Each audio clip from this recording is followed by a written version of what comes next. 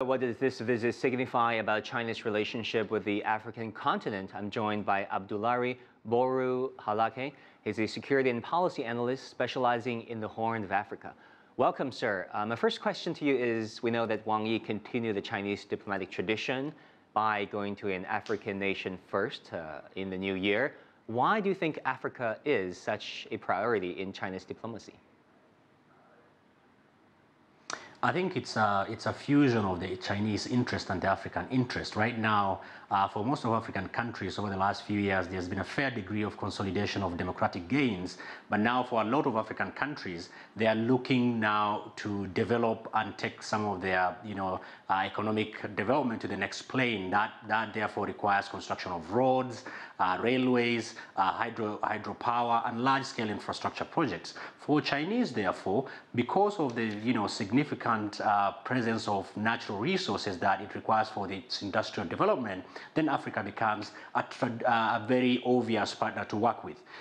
So the element to this is China doesn't interfere in the internal affairs of African countries, and that suits a lot of African countries where they say we are looking at each other as equal partners, although of course Chinese provide most of the the fund and technical support needed.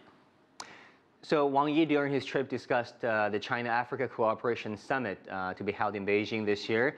The forum was established almost 20 years ago to strengthen the cooperation between the two sides. How do you see this impacting the continent overall?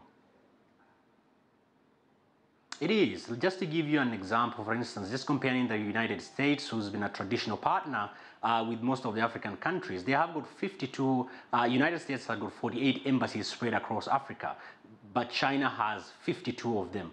Right now, as we speak, United States has not filled 13 of those embassy positions, and that includes South Africa, a big player in the African continent. And just to give you another sense that most of the Sino-Africa, summits, most of the African heads of state attend them compared to some of the other events. So I think there is room for improvement around the question of labor relation, environmental impact assessment. But right now, I think this forum has become a very useful forum for the China and Africa to take their relations to the next step. Well, you mentioned the United States. We know the U.S. President Donald Trump is facing backlash for his S word to describe some of the African countries. We're not going to promote that word online, on air, of course. How do you see that impacting U.S. relations with Africa, and how does that put China into the overall picture?